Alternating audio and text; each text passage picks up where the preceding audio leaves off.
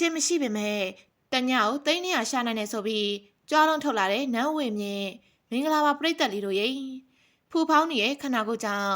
လူစိတ်ဝင်စားခြင်းခံနေရတဲ့နန်းဝေမြင့်ကတော့အခုဆိုရင်တချင်းတွေတီးဆိုရင်အောင်မြင်နေပြီလည်းဖြစ်ပါတယ်နန်းဝေမြင့်ကတော့အနုပညာလုံးနဲ့လလမမတက်ဆိုင်တဲ့လူတစ်ယောက်ပါကလေးတွေကိုလိမ္မာရင်ကျအောင်သင်ကြားပေးတဲ့ဓမ္မစကူးဆရာမလေးဘွားကနေအခုဆိုရင်ဆယ်လီလိုအစရောလိုနဲ့အနုပညာလောကမှာရပ်တည်နေပြီလည်းဖြစ်ပါတယ်အရင်ကအဖြူရောင်အင်ဂျီချင်းမုံလေးရဲ့ယောဂီထမင်းလေးကိုကြက်တီရှိရှိဝစ်စင်ကလေးတွေကိုလိမ္မာရေးချရှင်အောင်သင်ကြားပေးနေတဲ့ဓမ္မစကူးဆရာမလေးတယောက်လည်းဖြစ်ပါတယ်သူ့ရဲ့ချစ်စရာကောင်းတဲ့ပုံစံလှပတဲ့ကိုလုံးလေးကြောင့်လူအများကချစ်ခင်ကြသလိုအမျိုးသားထုကြီးကပါချစ်ခင်ခဲ့ကြရလည်းဖြစ်ပါတယ်နန်းဝေမြင့်ကတော့ချစ်စရာကောင်းတဲ့ပုံစံလေးနဲ့ပရိသတ်စိတ်ဝင်စားတာခံရပေမဲ့အခုချိန်မှာဖူဖောင်းနေတဲ့ပုံစံကြောင့်ပရိသတ်စိတ်ဝင်စားတာကိုခံနေရပြီလည်းဖြစ်ပါတယ်အရန်ပြောင်းလဲသွားတဲ့သူ့ရဲ့ပုံစံကြောင့်လက်ရလိုက်တာလားဆီလီကွန်ထက်ရလားဆိုပြီးပရိသတ်တွေကြားမှာဝေဖန်တန်တွေထပ်ပေါ်နေကြလည်းဖြစ်ပါတယ်နန်းဝေမြင့်ကတော့အခုချိန်မှာကြည်မကောင်းတဲ့ပုံစံကိုပိုင်ဆိုင်ထားပေမဲ့လူစိတ်ဝင်စားမှုမြင့်တက်နေရမှုငွေရှာကောင်းတဲ့ဆယ်လီတယောက်ဖြစ်နေပါပြီသူကအနုပညာနဲ့ပတ်သက်ရင်ဘာရေးချင်းမှမရှိသလိုဘာမှမလုပ်တတ်တာအားလုံးမြင်ပါပဲအနုပညာနဲ့ပတ်သက်ရင်ကြမ်းကြမ်းကြင်ဘာမှမရှိတဲ့နန်းဝေမြင့်ကအခုဆိုရင်တချင်းဆိုတဲ့နေရာမှာအောင်မြင်နေပြီလည်းဖြစ်ပါတယ်သူကအတန်ကောင်းလို့အဆိုပိုင်းမှာအောင်မြင်တာတော့မဟုတ်ပါဘူးနော်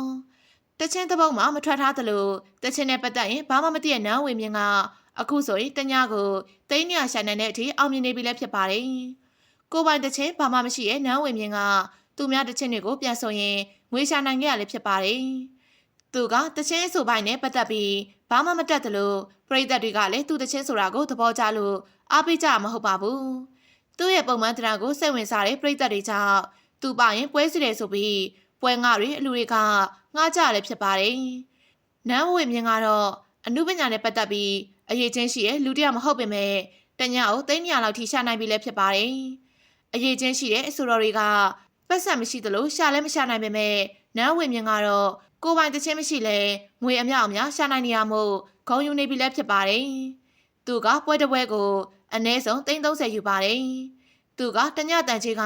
30 40ရှိပေမဲ့ဝိုင်းမီစုချကြတာမို့300ချီပြီးရခဲ့ရလည်းဖြစ်ပါတယ်နန်းဝေမြင့်ကတော့အဆိုတော့ဒိတ်ဒိတ်ကျဲပါတဲ့ရှိုးပွဲကြီးတွေမှာပါခွင့်မရပေမဲ့ပါခွင့်ရတဲ့ပွဲတွေမှာတော့ရွာလုံးကျိုးစုချတာခံရလို့ပျော်နေပြီလည်းဖြစ်ပါတယ်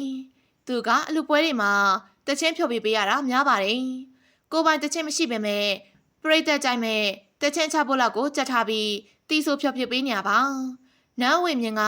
တညကိုတချင်းချဖို့လောက်တာတီးဆိုဖြုတ်ပေမဲ့သိန်း200လောက်ထိစုချတာခံရလည်းဖြစ်ပါတယ်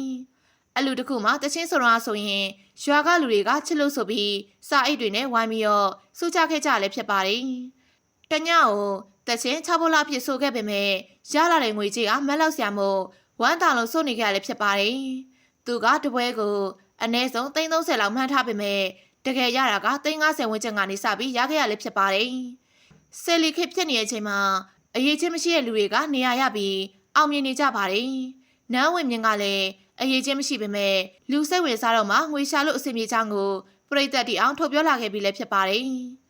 လူတွေမျိုးမျိုးဝေဖန်လို့နာမည်ကြီးနေပေမဲ့လက်တွေ့မှာတညကိုသိန်း200ရှာနိုင်နေဆိုပြီးခုံယူနေပြီလည်းဖြစ်ပါတယ်ဟုတ်ကဲ့ပါဒီနေ့တော့ဒီလောက်နဲ့ပဲရန်နာလိုက်ပြစေအခုလိုစိတ်ဝင်စားစရာအကြောင်းအရာတွေကိုနေ့စဉ်တင်ဆက်ပေးနေမှာဖြစ်လို့ကျမတို့ရဲ့ channel လေးကိုလည်းအားပေးကြပါအောင်နော်အဆုံးนี้ကြည့်ရှုအားပေးခဲ့ကြတဲ့ပရိသတ်တယောက်ချစ်စီတိုင်းကိုလည်းအထူးကျေးဇူးတင်ကြောင်းပြောကြားလိုက်ပြပါစေရှင်